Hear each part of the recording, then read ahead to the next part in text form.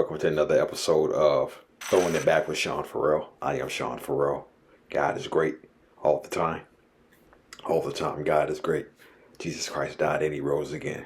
Let's get into it, y'all. And I know I look a little bit tacky with this Bulls with this Scottie Pippen jersey and this gray that I'm wearing. So, but hey, yeah.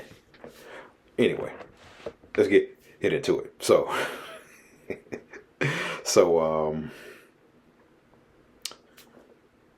it was just before the 2000 NBA playoffs, okay?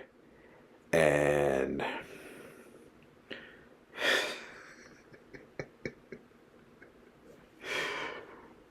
there was a lawsuit that was filed, okay?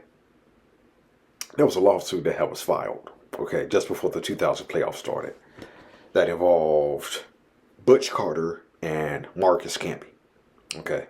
So there was a lawsuit filed against Marcus Camby by Butch Carter when Marcus Camby called Butch Carter a liar. Butch Carter sued for defamation, okay? So he filed a defamation suit before the 2000 playoffs started.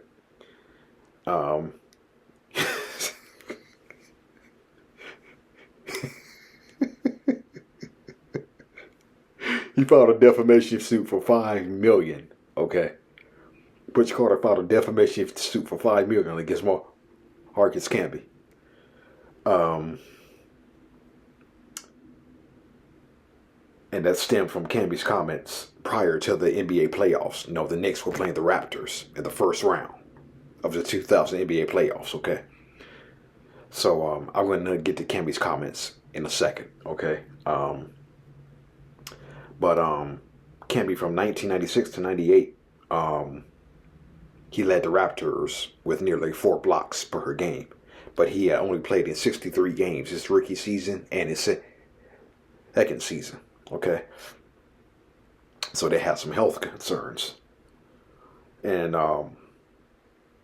so the Raptors, looking for a little bit more toughness, they traded Marcus Camby to the New York Knicks for Charles Oakley. Okay.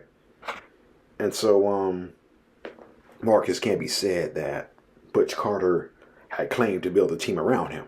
Okay. So this is what Marcus Camby said that ignited the defamation lawsuit. This is what Camby said. Camby said, he's a liar. I don't really like him. No one likes him. No one wants to play for him. That's the kind of guy he is. I don't trust him. He's just been rattling people. He's just been ratting people out and doing things his way. From what I hear, a lot of people are mad at him.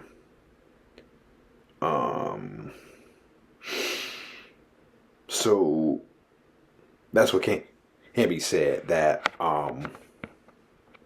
made Butch Carter file a $5 million defamation lawsuit against Camby. Okay. Camby's lawyer said it was silly. And Camby's lawyer also said that Butch Carter should have been preparing for the first round of the playoffs. Okay. Butch Carter did drop the lawsuit a few days later. Okay.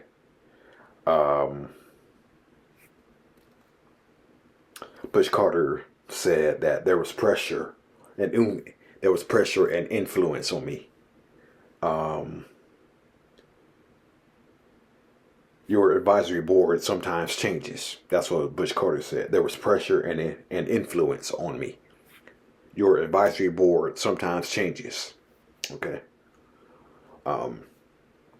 Tracy McGrady said, we can't get caught up in that. It's out of the way now. And all we have to worry about is the New York Knicks. We just have to get back to playing. We just have to get back to playing basketball. We should have had that game Sunday. They lost 92-88 in game 1. The Raptors did. Okay. They lost 92-88. And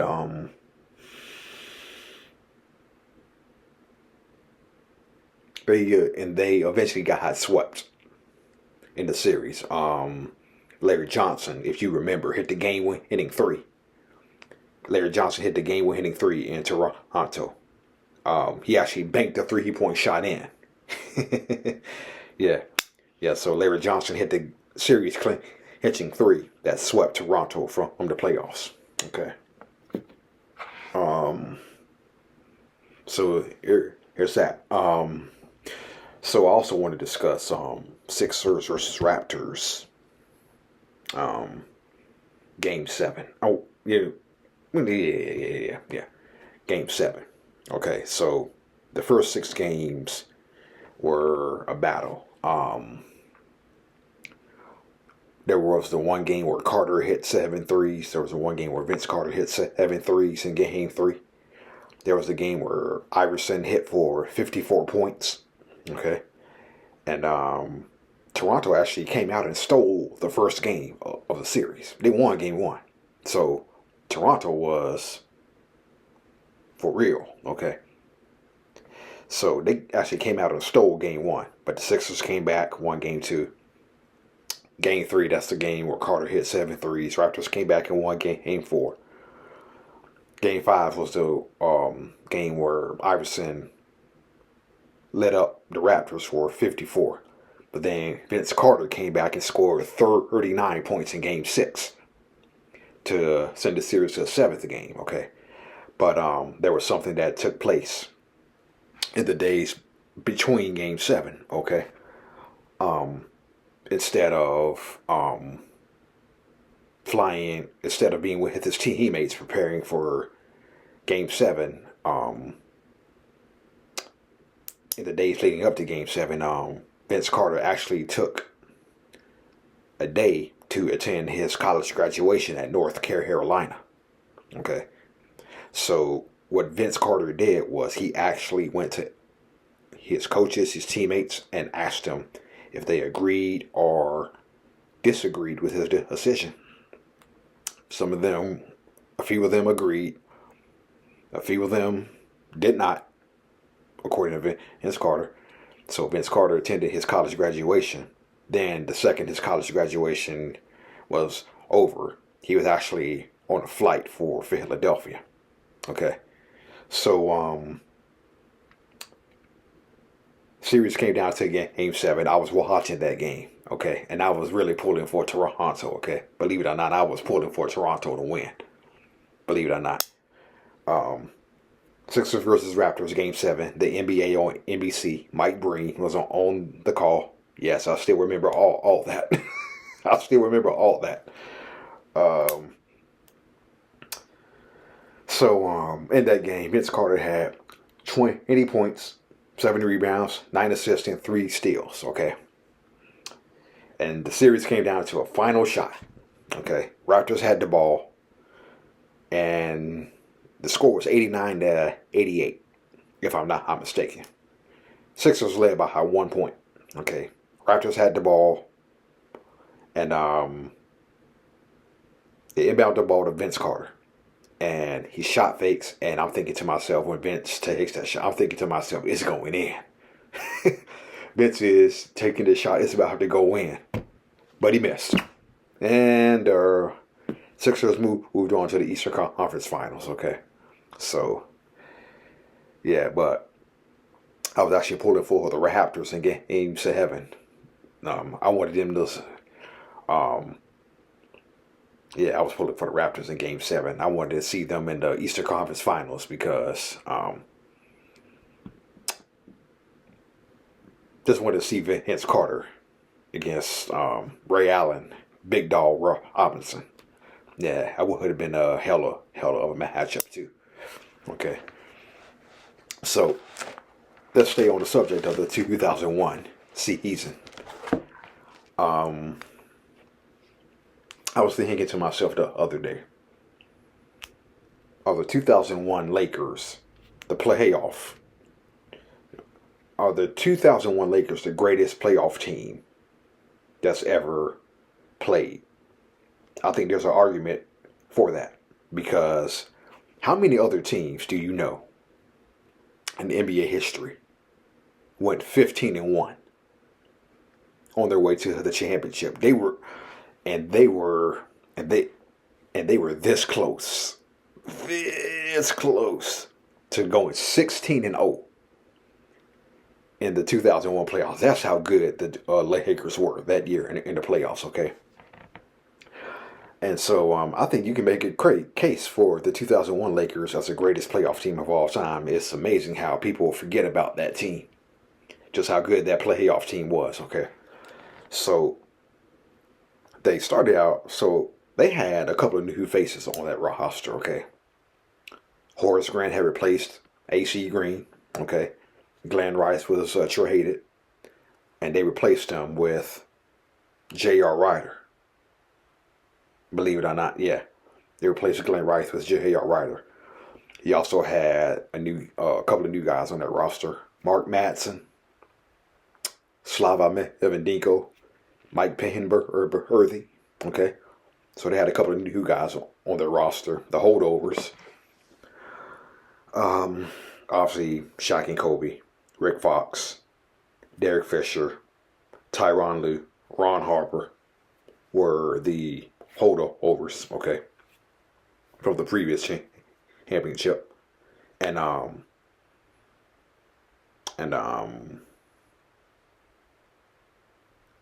Derek Fisher was actually injured for the majority of the year. He missed the first 60 games of the season with a foot injury. So Derek Fisher missed a good portion of the season with a foot injury. And then there was the Shaq and Kobe beef, okay?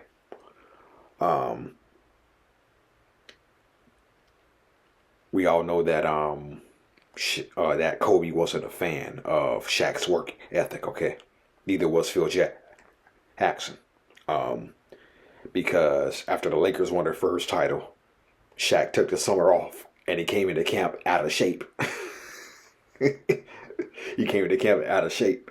As a matter of fact, Phil Jackson said the only players who came into shape were,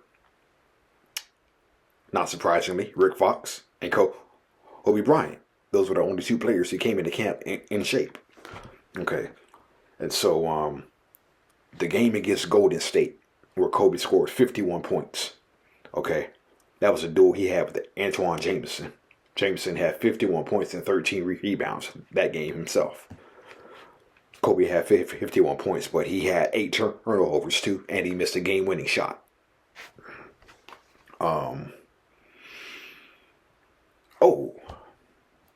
They had another new face on that roster too. I'm gonna get to him in a second.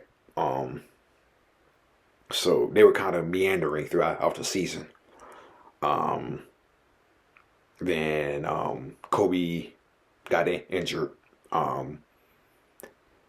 Kobe got injured. The Lakers went on a streak. Kobe comes back. Now they're back in sync. Shaq and Kobe are here again. Temporarily. Shaq and Kobe are here again. Derek Fisher comes back. Okay. So Kobe returns from injury. Shaq is playing well. Derek Fisher comes back from his injury. Now they're all go. And they won their last 8 games of the season. The Lakers did.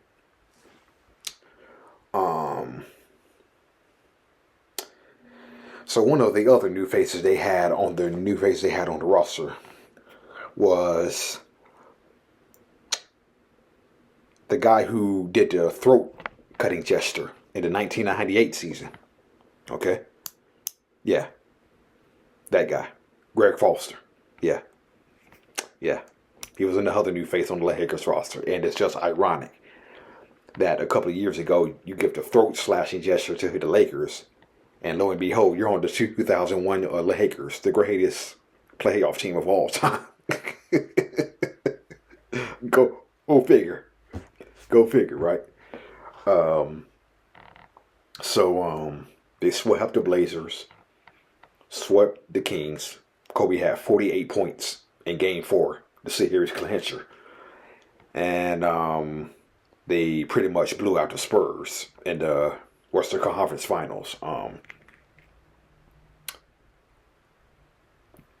The Spurs swept them in 1999. Okay. The Spurs swept them in 1999. And so Shaq and Kobe, you know, Shaq and Kobe had that in the back of their mind. So, they won game. So the Lakers win game 1. Phil Jackson gets thrown out of game 2. Okay, and the Lakers are down big. Phil Jackson gets thrown out of game 2, and the Lakers come back and win that game. And then in game 3, the Lakers won by 39 points, 111-72. Then they win game 4 by 29 points, 111-82. Okay, and if Allen Iverson had scored 48 points in game 1 of the NBA Finals, they would have gone 16-0. The Lakers would have gone 16-0. So they were that close. Yeah. But Allen Iverson, he was just that damn good that game. And we all remember the step back shot he hit. He stepped over Tyronn Lue. We all remember that. We all remember that. We watched that. Oh, man. That was Allen Iverson at his absolute best. But yeah, 2001 Lakers, you can make a case for the greatest playoff team of all time. Yep. All right. That's it. And that's all for Throwing It Back with Sean Farrell. Many blessings to you all. Peace out. God bless. If I can never get this video stopped. There we go. All right. Peace out. God bless. Many blessings.